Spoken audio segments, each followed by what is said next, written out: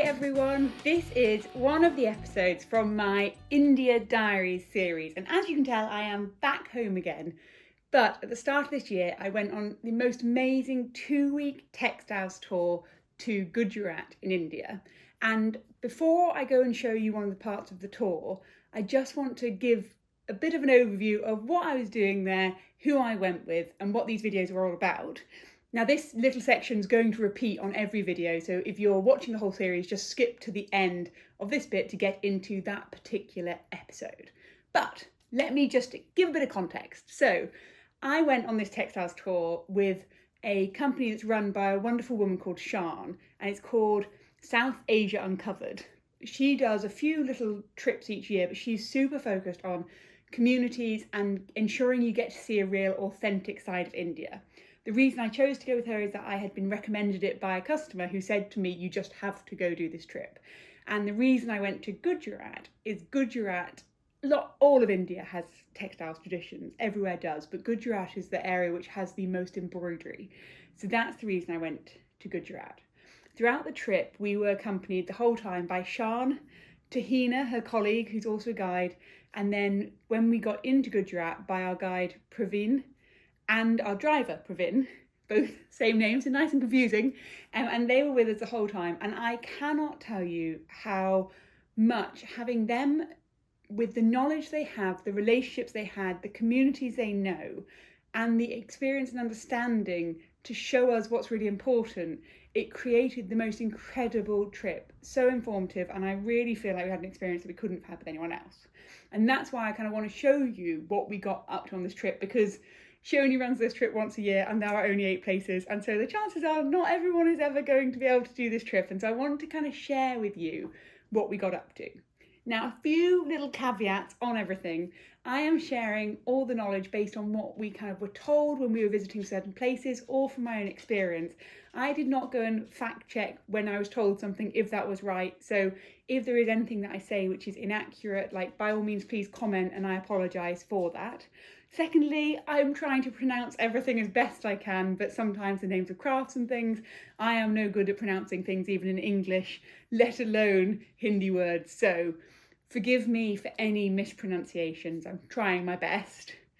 And then there are segments where I'm not going to show you certain things, such as when we go visit certain communities, because actually, you know, these aren't a tourist attraction, they're showing us their crafts and things, but there's this issue of kind of over-tourism potentially affecting the way that lots of communities live, and so we have certain areas of the trip where we didn't want to film, but I'll talk to you about what happened and hopefully that still gives you a real good context. Now the final thing is these India Diaries are going to come up in a slightly different order to how I actually experienced it. So whilst we started in Mumbai, then went to Ahmedabad, then to Bhuj, travelled around all of kind of Kutch area from there, I'm actually starting the trip for you in the context of the videos from Ahmedabad, and I am going to come back to Mumbai in the very last video. And the final thing is, I was filming these on the go. I was filming them in hotel rooms, which is usually the best place to have actually a quiet background. And the days were incredibly full on, absolutely jam-packed with so much information, but I wanted to make sure I filmed them regularly or else I'd forget aspects of the experience, aspects of the kind of people we met. And for my own sake, and for your sake, I didn't want to forget things. But inevitably what that means is sometimes I'm filming quite late at night when I'm a bit tired and slightly mad. I think there is one episode where I did it in my pyjamas. So forgive me also if I seem like a crazy person. I just wanted to make sure I really captured the emotions at that moment in time. So without further ado, I'm going to get stuck into the India Diaries, and I really hope you enjoy this series. Hi everyone, I'm still in Bhuj, as you can see, same hotel room, and this is my 4th episode.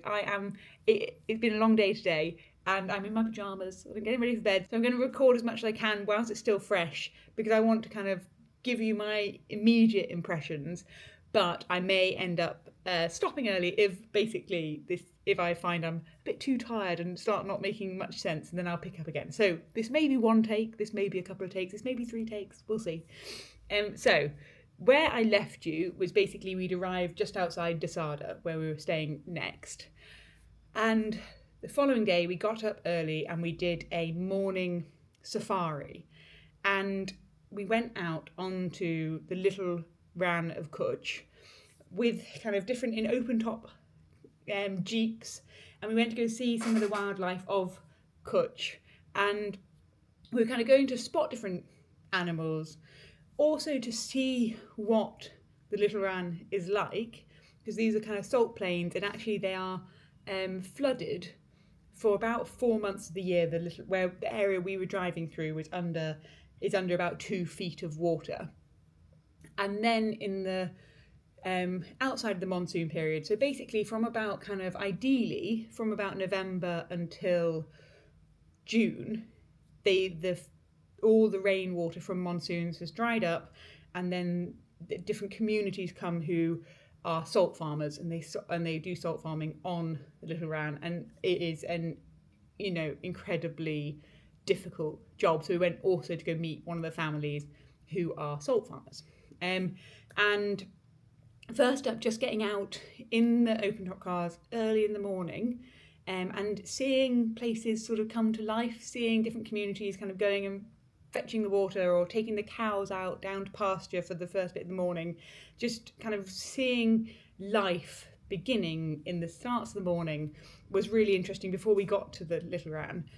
And then when we got there, it was just dead fun. Like it's obviously it's not a textilesy bit of the tour, but part of what Sian's passionate about is us understanding the communities and the way of life in Kutch. And there's the Little Rann and then the Great Rann, and actually meeting some of these other communities, not just people doing handicrafts, but people doing all the various different jobs, and seeing some of the things that Pravin, our guide, is really proud of. One of the reasons that he's so proud to be Kutch, that's really important too. And I think it just gives a wider appreciation of where we are. So we went out and we did lots of animal spotting, and I thought I would try and take some videos for you of the animals I've spotted, but inevitably, no matter how good the little video camera I bought for this trip is, it is no better than eyes, and eyes can see lots of things that a camera cannot. So I could bore you with some of the pictures of things I saw, but basically you'll really struggle to spot them in them. But we did see some kind of really interesting animals, and it sounds unusual, this is what we would be looking for, but actually when we were going out and lived around, one of the things we were most interested to spot was the wild ass of Kutch. And this is the kind of Asiatic, almost like donkey horse cross, and we did see some, but we also saw a native antelope to the Little Rann, and it's a very different antelope to any antelope I've seen before, where it's kind of a much almost like a cow horse cross, big animals, small horns. I did think if I included that shape of antelope in an embroidery, you would all think I'd lost the plot, because you wouldn't think that was an antelope. So it might finally give me justification for doing some of the weird, crazy, mad animals that don't exist, because now I can sort of play off any animal as possibly existing. So we did that, and then what was really cool was we stopped for breakfast, having breakfast, and our amazing guides had kind of brought breakfast for us, and we stopped in front of one of the lakes, and it was full of flamingos. And Pravin had been there 2 weeks earlier, and at that point the flamingos were all grey, but in that short space of time of 2 weeks they must have been eating an awful lot of algae, because all the flamingos were bright pink. And again, we got quite close to them, but it just doesn't look close on the films. So we stopped and had breakfast on the roof of the truck, and then we drove on and we went to go meet a family of salt farmers, and basically the farming community there goes and lives in a village, and then they move the entire family out for about 4, 5, 6 months of the year, and they live kind of in really remote conditions, parents, children, and they kind of have these salt fields, and different families have been doing this for generations, but they all they quite often have the same area that they come to. So the farmer we met had been on the same particular salt field for about 5 years.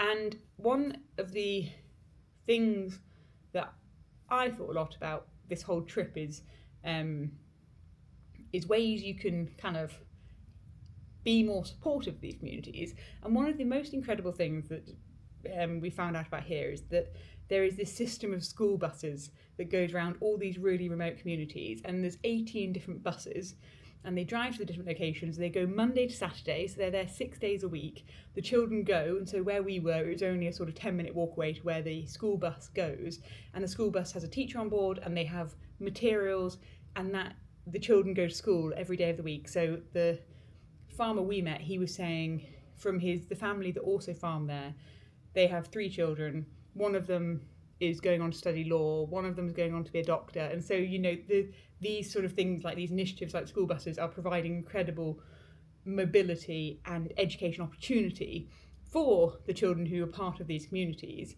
And Sian, who is amazing and so passionate about making sure when she does a trip like this that she is that we're supporting the community, and we're making sure when we do a trip like this that we actually really understand who we're meeting, and we know there is no kind of I guess there's a lot of different companies and lots of different tour groups and guides and everyone who can take you and maybe have some element of exploitation.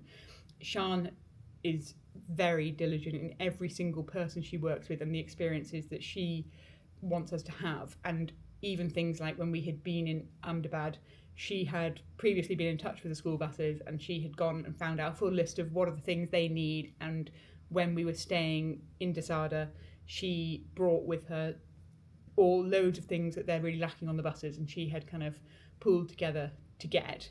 So I just think travelling with someone who cares so much actually enables you to get a better experience at understanding what are the real ways to kind of support communities.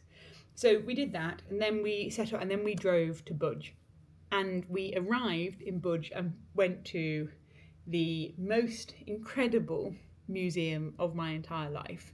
And just like, and I say it on the intro to each video, but I share these experiences because I know that this is such a privileged experience to be able to have, but you cannot get the full extent of why these places are so magic without being there, getting to handle it, getting to see it. And I hope I can pass on some of the enthusiasm, but this museum made me feel kind of very emotional almost, because I've never been to a region with such a culturally rich embroidery history. And there's lots of regions which are known for embroidery, there's lots of countries that have embroidery, but to have in Kutch have such a wide range of different styles, so integral to different kind of community groups, have such clear motifs, clear approaches to how they do things, even just things like how they would do the mirror work within a piece, whether it's on a round, whether it's in a triangle, whether it's in a square.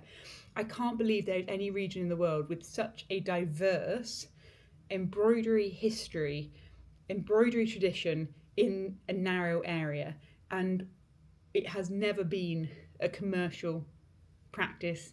It still is not a commercial practice, and almost to its detriment, because what that means is that people are stopping doing it. And so some of kind of communities which had particular styles of stitching which stopped 40-50 years ago, and it is sad that those traditions are lost and there's not a way of retaining it. But the Living Learning Design Centre, which I'll call LLDC, is doing incredible work in order to retain that heritage. And so basically what they do, and it's under the Shrujan Foundation, and I will put it in the link, but you can go look it up, and I really encourage you to kind of go look up and see what the work they're doing. But basically through them, they are documenting the work of all the different communities of Kutch, but not just in a way where they're kind of collecting a bit of information, lightly informing, but what they're doing is they're working with every single community to make sure all their individual motifs, all their kind of designs, their colour palettes, their styles, their way of working are picked up and recreated in these pieces throughout the museum, showing not just the finished result, but the process people have gone through. And through that, what they are enabling, and the LLDC Museum is incredibly popular. It is a very successful museum, and honestly, it's a beautiful museum. It's a sort of beautifully presented museum. what they have done is they have reignited that pride communities have in their work, because it was always generally done by women, and usually it was done in a sort of form of dowry. Before they got married, they would create pieces for their weddings, things like that. And over time, that is something that has faded within the community. What this is doing is reigniting that. And what they were saying was actually for the first time you started having daughters, granddaughters asking their grandmother, saying, I want you to teach me. And that is the sort of thing that hasn't happened for a long time. And that's thanks to the work they're doing to actually really highlight these artisans. So I say all this because basically if you have any ability at all to either support the foundation, or if you ever have the ability to visit Kutch and come see this museum, see this work, it will honestly blow your mind. It's absolutely life-changing for me, and it showed me just how little I know and how far there is to go, and how exciting that is. Like how exciting that is to see the technical skill that is so far beyond the range that I think, actually, to be honest, that we have at home. It's so far beyond the range of different things, and then it's so much more aligned to, say, the things I would love to understand more. So basically at the museum they have different sections dedicated to each community, and within that section for each community there are pieces showing the making, how you do the stitches, even down to kind of the individual layers. So if you are an embroiderer, there are literally hoops you can handle, you can look at the back of them, you can see how they're made, you can try backtrack, work out the pieces. And then they also have commissioned these pieces which are kind of large panels which are in contemporary colours but have all the motifs of that community. And the way they did it was they basically have worked with designers who helped interpret the patterns from that local community into a wider, large, kind of wide piece. Then they effectively created kits of the piece. So they picked threads, they had the pattern sort of planned out, and then they took these kits to the local community for them to stitch in whatever time period they had, whether that was they returned it in a month, whether they returned it in 8 months, whether they returned it in 2 years, 3 years, whatever.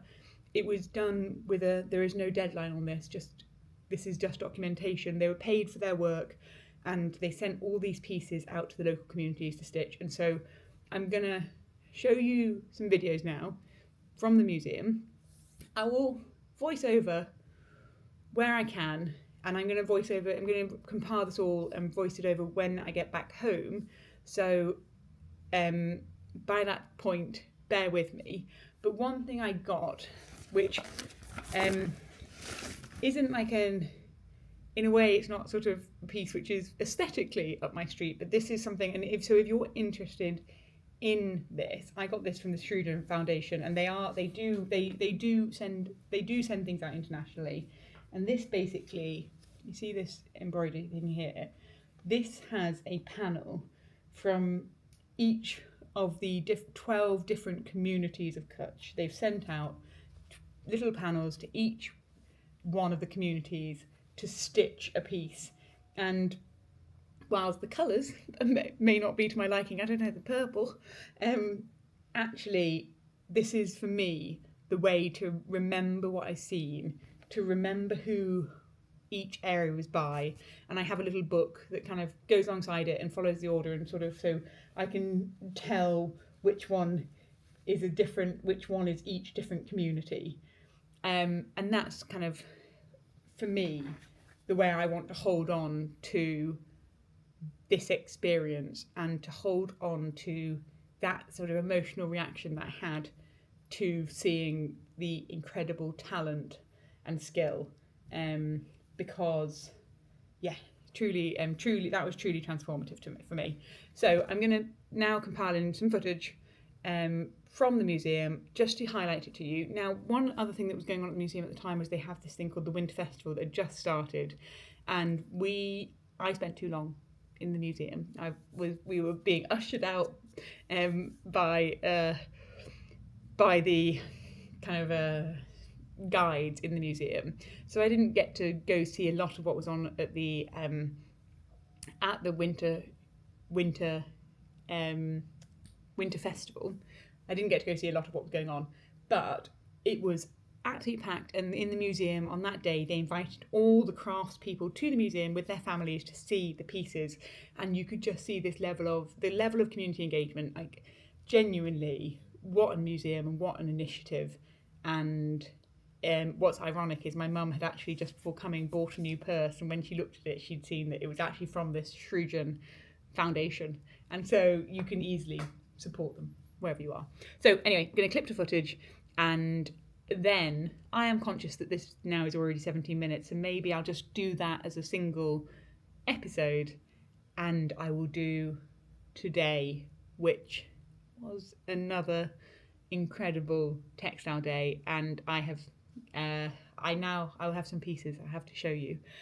I will do that tomorrow, and that way hopefully it will still be fresh, but it's good for me to share, and then it won't keep this video too long. So I will skip now to footage, voice over, and then I will see you for a new video next time to show you some more textile stuff.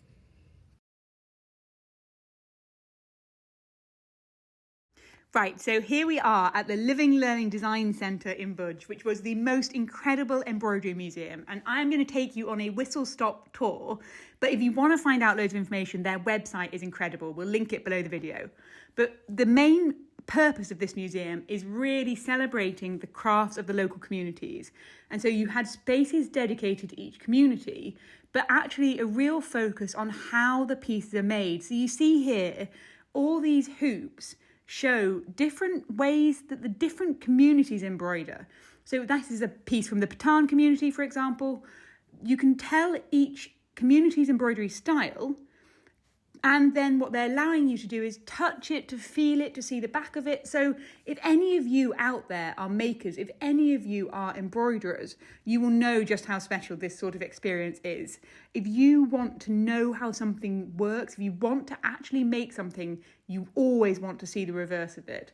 And being able to see the reverse of these pieces and understand the process right from the very beginning absolutely blew my mind. So as we walked in, this is the first thing we saw, was we first came into this room full of these different hoops showing all the different types of embroidery. Now I'm going to show you these types of embroidery, but what I'll do is I'll talk about each community that has a different type of embroidery as we get into the later section, so once we go through the rooms. So for the time being, I'm just going to let you appreciate each of these embroideries, because that's exactly the way I experienced it.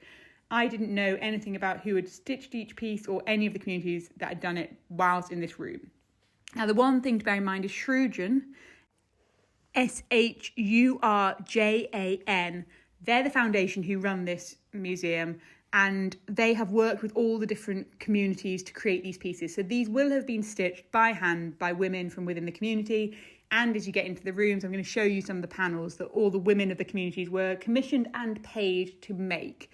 So this foundation has done an incredible job at also engaging the local communities. And on the day we were there, it was also a local festival. And whilst we were in the museum, at the same time, a load of the makers and the makers' families had all been invited to the museum. And so there were these groups coming round of people with their families to see the work they've created in situ. So this honestly is a kind of incredibly worthy museum that is working really hard to not only preserve the craft, but enable the people who make these objects to feel proud. So you can just see from this just a taster of all the different types of embroidery that go on throughout the space.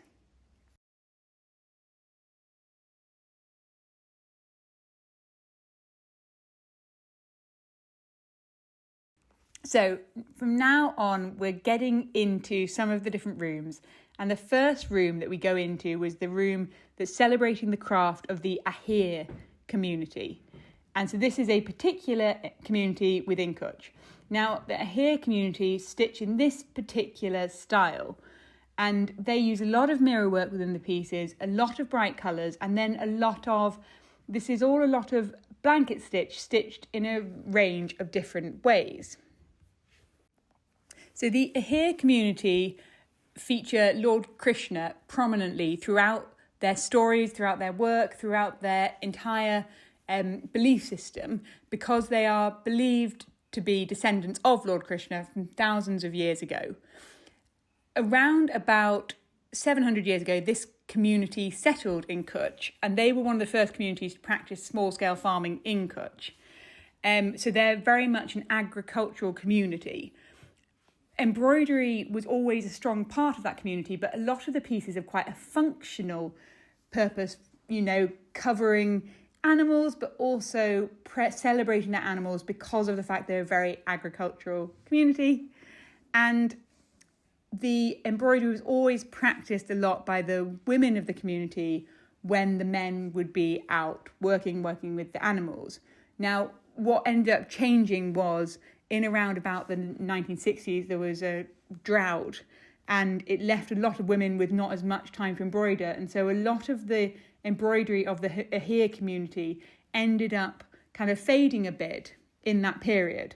But what they are really known for is a very strong, bold, precise embroidery, very carefully stitched, very competently stitched work, use of large mirrors, small mirrors, as well as a lot of floral motifs within the pieces.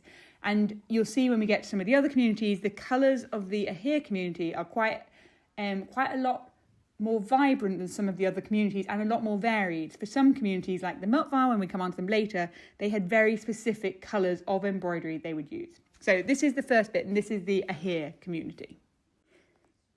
So now the section of the museum we're in is celebrating the Rabari community, and there's a few different communities within the Rabari wider community. So this is having a few displays of a few different kind of subgroups of the Rabaris.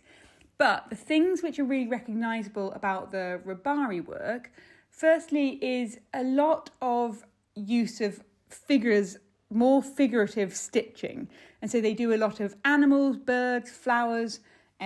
One of their very common motifs is the Mahiyari, which is the milkmaid, or the tree of life, or they often use a half moon motif.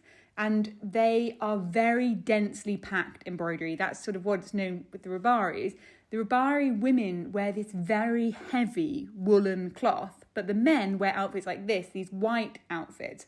And the white outfits are all embroidered, but actually almost with a, where it's sort of pleated together. Smocking. A lot of the men have these sort of white smocked garments. Now this I thought was a beautiful piece. And this was a cover for a bull. And just the whole thing was a mix of applique, embroidery. But also within the Rabari houses, they have these use of mirror work and plaster work within their houses themselves. And so they kind of carry the motifs not just in their clothing, but within their homes too. So now we're in the section which is the Megwad Maru community, and they have two types of embroidery, the Suf embroidery and Karak embroidery. So Suf embroidery are these ones which you see which almost look like satin stitch, like this here is sort of Suf embroidery. It's very fine, delicate, counted work. So they get this very beautiful, very precise geometric pattern through counting, and they're counting on a fine linen. So it's incredibly precise, incredibly time-consuming work. And that is the style that they used. They will generally have a concept for an overall design and then count it out as they go. And now we are in the Mochi community, and this is the embroidery style known as Ari embroidery. And this is the most delicate and most realistic style of embroidery in Kutch. And it's actually done more with a tamba needle, so it's with a thin hooked needle, than normal embroidery or using a variety of stitches as have been seen elsewhere, which is how you get these very tiny delicate patterns, is because we're effectively doing tamba embroidery. Now the next community we're going to is the Rahnode embroidery, and this is a very dense style of embroidery. You see this sort of motif right in the middle of that central section which is fully filled in. That's quite stereotypical of the Rahnode community, and it's this fully embossed style. It's quite a sort of irreverent use of colour, of mirrors, of patterns, of figurative. That's what's indicative of this style, is it's very full, very vibrant, absolutely bursting with life, with pattern, with motifs. And that's part of what this community are known for. Now here we are on to the Mutvar community. So again, this is a new, different community. Now, Mutvar embroidery is known for the use of very small mirrors. That's for the thing they're kind of potentially quite recognisable about some of the pieces they do, but also they are very much specific about the style of their stitches. So they have a fixed number of motifs they use, and those motifs repeat throughout. Generally, actually, Mutvar embroidery is just worked in yellow, red, and black. That's the general palette, but here was a whole section all about Mutvar embroidery where they are celebrating a whole different host of colours and different styles. But when you actually dig into it, the vast majority of these stitches all are based on, at core, a blanket stitch.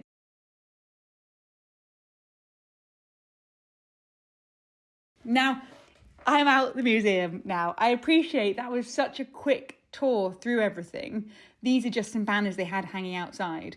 And now when I recorded the footage from the tour, I recorded an amount of footage and I don't quite know how long the voiceover is going to take. So obviously in this scenario, I could have spoken a lot longer, but I really encourage you to go to the website. I'm going to put links below the video because the website gives so much information about all these communities, as well as you can do a full virtual tour and you can buy Shrujan products internationally. You can have them shipped all over the world, and when you do get them shipped to you, you know you are supporting this community. Now, all these banners that were hanging outside were just pieces stitched by local communities in the area. Finally, I've said all the facts as I wrote them down, as I remembered, but you know, if I've pronounced anything wrong and if I have got anything wrong, please, I apologise in advance. Please do correct me in the comments if there's anything which you don't think I was quite right about, and I really hope you enjoyed this and you do go take a look at the website.